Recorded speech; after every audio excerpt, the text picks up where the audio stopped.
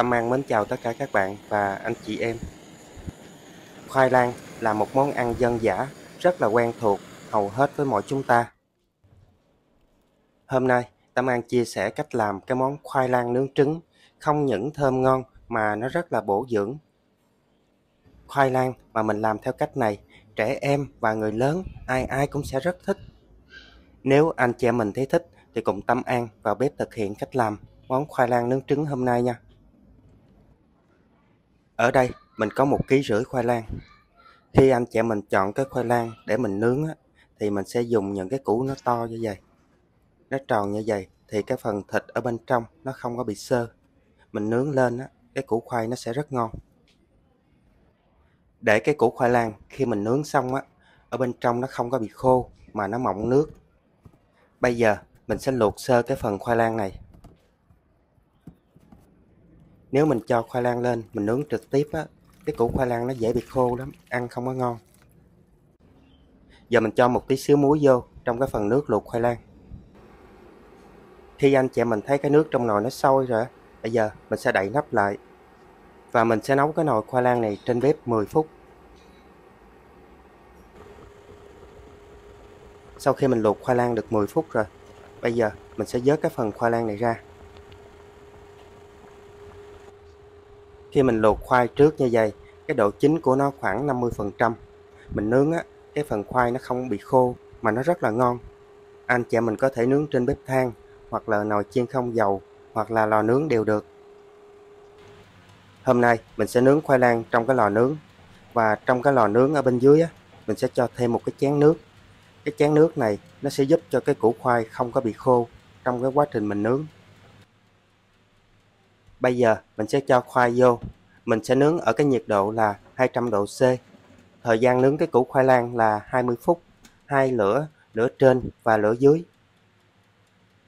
Nếu ở gia đình mình có lửa than hoặc là cái nồi chiên không dầu á, thì mình cũng nướng khoảng 20 phút. Bước tiếp theo, mình sẽ chuẩn bị 2 cái lòng đỏ trứng gà và 200 ml sữa tươi không đường, 1 muỗng canh bột bắp.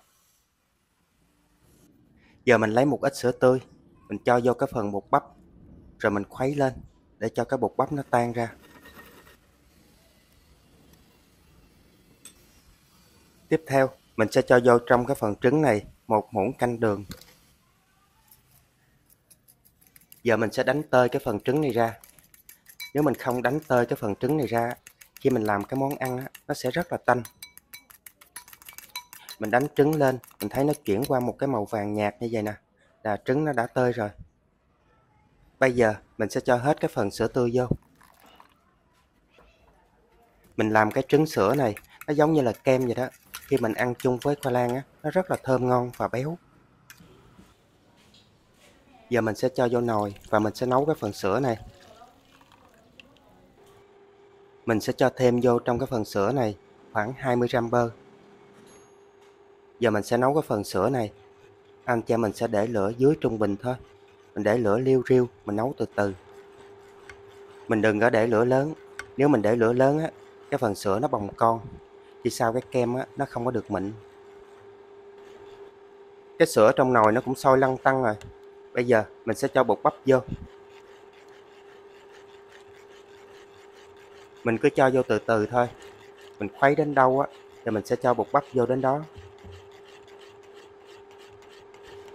Giờ cái nồi sữa và trứng á, nó cũng đã sôi rồi. Bây giờ nó sền sệt như kem vậy đó. Lúc này mình sẽ tắt bếp luôn. Cái phần khoai lang mình nướng ở trong lò nướng được 20 phút rồi. Lúc này thì khoai nó cũng đã chín rồi. Mình sẽ lấy ra luôn. Khi mình luộc sơ cái củ khoai lang á, mình nướng cái củ khoai nó không có bị teo mà nó rất là mượt mà. Ngay lúc này á, cái củ khoai lang nó rất là thơm. Giờ mình sẽ cắt cái củ khoai lang ra. Mình cắt giống như là mình cắt cái ổ mì mà mình nhồi thịt vô. Tiếp theo mình sẽ lấy một cái nĩa và mình sẽ cạo cái phần thịt của củ khoai lang. Mình cạo ra cho nó tơi ra như vậy nè, để mình cho kem vô. Lúc này cái củ khoai nó nóng lắm, mà Tâm An da dày hay sao á, nên cảm thấy là cũng không có nóng lắm. Nếu mà mình thấy nóng quá đó thì mình chờ nó nguội một tí xíu rồi mình làm nha. Mình xẻ nó ra, giống như cái ổ bánh mì á. Giờ mình sẽ cho kem vô. Cái lượng kem này á, anh chị em mình thích nhiều á thì mình cho nhiều. Nhưng mà cái món khoai lang nướng trứng này á, kem nhiều á thì nó mới ngon. Cho vô rồi, mình để nó qua một cái dĩ. Tiếp tục mình sẽ làm thêm. Để bây giờ Tâm An làm thêm một củ nữa nha. Anh chị em mình cùng xem. Nếu mà anh chị em mình quen cái thao tác này rồi á, thì mình sẽ cho qua cái khúc này. Còn không á, thì ở lại với Tâm An chút xíu nữa thôi. Vốn dĩ cái củ khoai lang mình ăn rất là tốt cho sức khỏe. Mà mình nướng theo cái cách này á, bảo đảm ăn là ghiền luôn. Trẻ em và người lớn ai ai sẽ cũng rất là thích.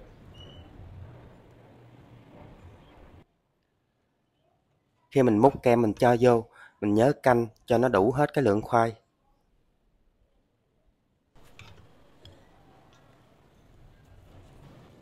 Cái phần mặt kem ở bên trên củ khoai lang á, giờ mình sẽ cho một ít đường lên. Cái lượng đường này anh chị em mình không thích ngọt á, thì mình cho ít thôi. Nhưng mà Tâm An thấy á, là khi mình làm xong á, cái vị nó cũng không ngọt lắm đâu. Giờ mình sẽ dùng một cái lửa khè và mình sẽ khè cái phần kem và đường. Lửa nó sẽ làm cho cái phần đường tan chảy ra và nó tạo nên một cái màu vàng. Nếu nhà mình không có cái lửa khè như vậy, mình có thể lấy cái muỗng, mình đốt cháy cái muỗng á, rồi mình ịnh nó lên. Mình thêm cái thao tác này, cái bề mặt kem nó sẽ rất là thơm và giòn. Khoai lang trứng nướng, anh chị em mình thấy có hấp dẫn không nè?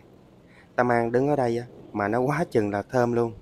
Cái món này bảo đảm các bé dùng là nó mê lắm luôn. Quá chừng là hấp dẫn nha. Lúc nào có thời gian, anh chị mình làm cái món khoai lang này để gia đình cùng thưởng thức nha. Rất là thơm ngon. Khi dùng, mình sẽ lấy một cái muỗng, mình sẽ múc lên, nó vừa có khoai lang, nó vừa có kem nữa.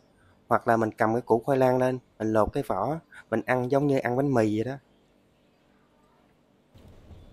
Cái củ khoai lang á, thì với Tâm An á, là xuyên suốt hồi tuổi thơ luôn. Nhưng mà cái món khoai lang nướng trứng này á, thì cũng mới đây thôi. Mình ăn được vài lần à, mà thấy nó ngon quá chừng luôn. Nên hôm nay mới làm video chia sẻ đến anh chị em mình cùng biết cách làm luôn. Làm lia lịa luôn, ghiền cái món này luôn mà. Và video hôm nay Tâm An chia sẻ cách làm khoai lang nướng trứng đến đây cũng tạm kết thúc. Mến chúc tất cả các bạn và gia đình thật nhiều sức khỏe và bình an. Tâm An xin chào và hẹn gặp lại tất cả các bạn ở video kỳ tới.